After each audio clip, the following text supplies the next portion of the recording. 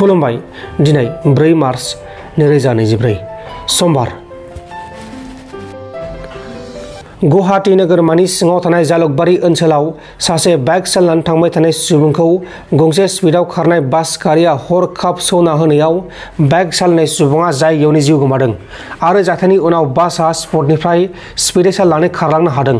थैनाय सुबुंनि मुङा जाबाय उमेश दास, पलासबारिनि थागिबि। दा बे जाथायनि सायाव नायबिजिरनाया सोलिगासिनो दङ। सीबीआईआ मणिपुराव हाथियार लुथिग्रा जाथायाव लोब्बा थानाय गासै 7 सुबुंनि बेरेखा चार्जशीट फाइल थिसननाय जाबाय।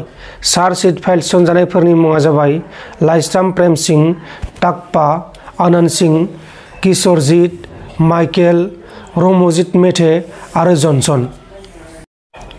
पाकिस्तानाव गोबां कन्ट्रभार्सिनि गेजेराव पाकिस्ताननि प्राइम मिनिस्टार शहबाज शरीफआ नैथि खेबनि थाखाय पाकिस्ताननि प्राइम मिनिस्टार महरै जायगा मोनबावबाय। बड'लेण्ड सोमावसारनायाव मुंख्लं जानाय नखरफोरनि थाखाय सोरखारा फोसावखानाय 5 लाख रांनि अनसुंथाइखौ थाबैनो होनांगौनि थाखाय दाबि खालामदों आरो बर'फोरा सोमावसारनायजों बिएसि, बिटिसि आरो बिटिआर जालांबाय, नाथाय दासिमबो मुंख्लंफोरा गावनि मोन्थाइखौ मोनाखै। एमपि बिसायख'थिनि सिगां 5 लाख रांखौ होनांगौनि थाखाय दाबि दैखांदों। आंथ' फैसाथ' मोनाखैना। गथ' आंनि फिसालानि नामा मिलन बर', बोराय नामा सानु, बोरायाबो थैना थांबाय, आहाबो रावबो गैया। फैसाखौ जों मानो मोना?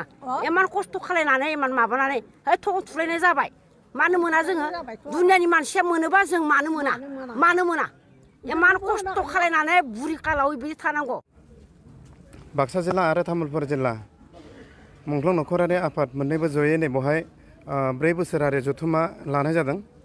दा बेवहाय 4 बोसोरारि जथुम्मा लानायनि गुबै थांखि आरो नोजोरा बेनो, माखासे सम सरकारा फोसावलांनाय जिखिनि आसनिफोर, एक्स ग्रेसिया फान्डफोर, दा बेखौ दासिमहालागै जोङो फुरा भाबै रिलिज जानायखौ जोङो नुनो मोनाखै।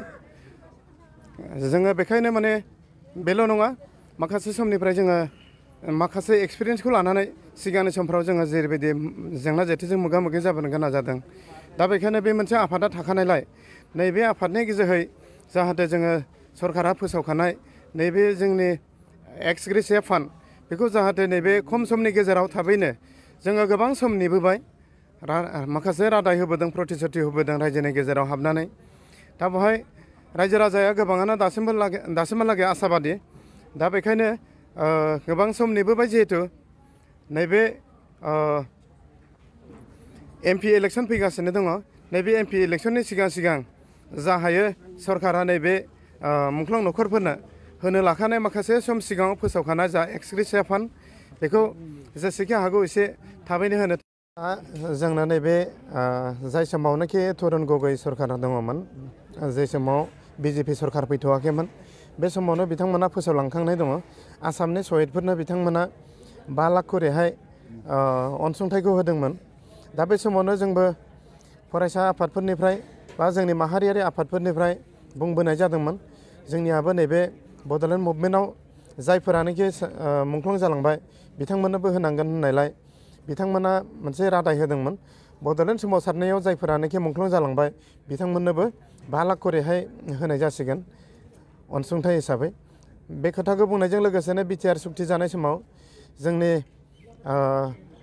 मानाव गेदेर सरकार सालायगिरि बिथांमोना जोंनि नैबे बड'लेण्ड मुंख्लं नखरफोरनो 5 लाख करिहाय आसाम सरकारा फोसावनाय बे अनसुंथाइ बेखौ होनायनि खोथाखौ बिथांमोनाबो बुंबोबाय थादोंमोन। मेल मिथिं गोबां सम बे बिथांमोना जे होनाय रादाय बेखौ मोनबोगासिनोबो दङ एसे एनै, खिन्थु नैबे 1135 जन दाखालि बावै जा मोनसे लिस्ट फोसावदों बावहाय आं बांद्राय बेबायदि नुसोनाय मोनाखै। दा जियानो जा नैबे ইয়াত গোটেই পৰিয়াল যিবিলাক এক্সমেক ভিক্টিম আছে, এইবিলাক আজি বৰ দুখৰ কথা। দুখ বহুত দুখ পাইছোঁ মই আজি ইমান বছৰে আমাৰ এই বিটিচিৰ মানুহবিলাক, আমাৰ এই বড়ো ট্ৰাইবেল মানুহবিলাক যে মৰি গ'ল, ইয়াৰ কাৰণে তেওঁলোকে আমাক কোনো গুৰুত্ব দিয়া নাই। আৰু আজিৰ তাৰিখত আমি শ্বহীদ বিধিৰ কাৰণে কিয় কৰিব লাগে? আমি গোটেই মৰা পৰিয়ালৰ কাৰণেহে আমি শ্বহীদ বিধি বনাইছোঁ ইয়াতে। আৰু আমি যিখিনি পইচা তেওঁলোকে আমাক দিম বুলি কৈছিলে, সেইখিনি পইচা তেওঁলোকে আজিলৈকে আমাক কোনো মানে ধৰণে আদায় দিয়া নাই। नोंथांमोन दिननि खौरांफोरा बेखिनिल'मोन। बेखिनिसिम नायनायनि थाखाय नोंथांमोननिसिम रोजा रोजा साबायखर। गोजोन्थों। एसेनोसै। जय बर' हारिनि।